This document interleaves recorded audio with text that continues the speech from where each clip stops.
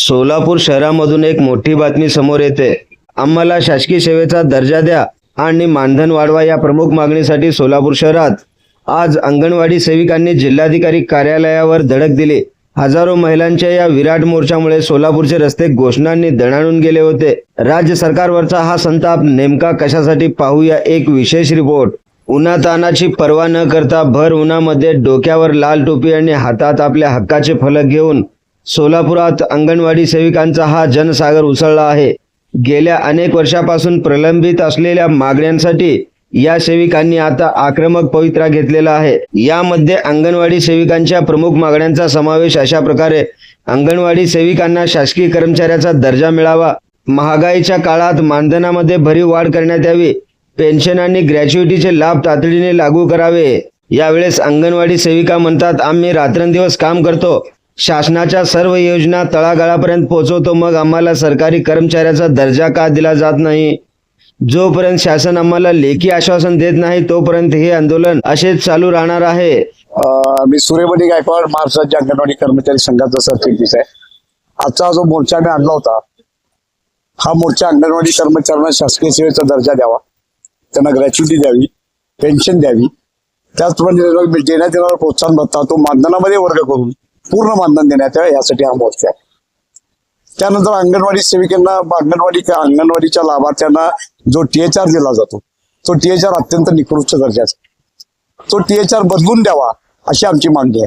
कोरडा आहार द्यावा, मटकी द्यावी, मूग द्यावी, उसळ द्यावी, तांदूळ द्यावा, गूळ, साखर द्यावी, अशा पद्धतीने जर तो आहार दिला तर त्या लाभार्थ्यांना त्याचा लाभ होईल।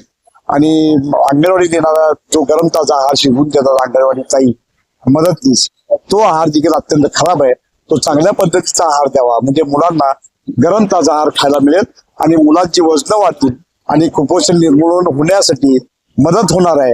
आज महाराष्ट्रामध्ये 1 लाख बालके कुपोषित आहेत, त्याला जबाबदार महाराष्ट्र सरकार आहे असं मी स्पष्टपणे सांगतो। कारण देण्यात येणारा आहार हा अत्यंत निकृष्ट आहे। तो जर आहार चांगला दिला आणि अंगणवाडी सेविकेला पूर्णपणे त्या कामामध्ये गुंतवून अंगणवाडी जर ठेवलं तर निश्चितपणे कुपोषण निर्मूलन होणार आहे। कारण अंगणवाडी ताईंना अंगणवाडीच्या कामापेक्षा योजनाबाह्य कामच खूप दिले जातं। त्यांना लाडक्या बहिणीचा सर्वे दिला जातो, KYC करा म्हणून सांगितलं जातं, मातृवंदनेचं काम दिलं जातं, त्याचप्रमाणे एकल महिलेचा सर्वे दिला जातो, BLOचं काम दिलं जातं, पाळणा घराचं काम दिलं जातं। मग अंगणवाडी सेविकेचं मूळ योजनेचं काम बाजूला ठेवून शासनाने हे अतिरिक्त काम जे दिलेलं आहे, त्यामुळं अंगणवाडीच्या मुलांना पूर्व प्राथमिक शिक्षण घेण्यासाठी अडचणी तयार होतात। अंगणवाडी ताईंना मोबाईल मधून डोकं वर करायलाच वेळ नाही, एवढी कामं अंगणवाडी ताई दिलेली आहेत। FRS बंद केलं पाहिजे ही आमची प्रमुख मागणी। कारण अनेक लाभार्थ्यांचे पालक आहेत, ते FRS फोटो द्यायला तयार नसतात। याचं कारण की आहार निकृष्ट असतो, ते म्हणतात तुमचा आहारच खराब आहे तर आम्ही तुमचा फोटो का करतात। तर आमची मागणी अशी आहे, जर या मागण्या शासनाने लवकर मान्य नाही केल्या तर 24 फेब्रुवारीला आझाद मैदानाला 7 संघटनाची कृती समिती आहे, त्या कृती समितीच्या वतीने आझाद मैदानाला भव्य मोर्चा आम्ही काढणार। या आंदोलनामुळे प्रशासकीय यंत्रणेवर मोठा दबाव निर्माण झाला आहे। आता सरकार अंगणवाडी सेविकांच्या या मागणीवरती काय निर्णय घेतं हे पाहणे देखील महत्त्वाचे ठरेल। अशाच प्रकारच्या ताज्या घडामोडी पाहण्यासाठी NGTV मराठी न्यूज चॅनलच्या सर्व सोशल मीडिया हँडल्सना आत्ताच लाईक करा, शेअर करा, कमेंट करा, सबस्क्राईब करा।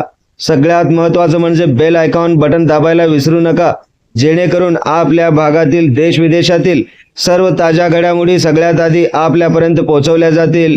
कॅमेरामन मुनीप रॉयली सोबत bureau chief Nizam Shah Sheikh, Arbaz Naikwadi, NGTV Marathi news Solapur.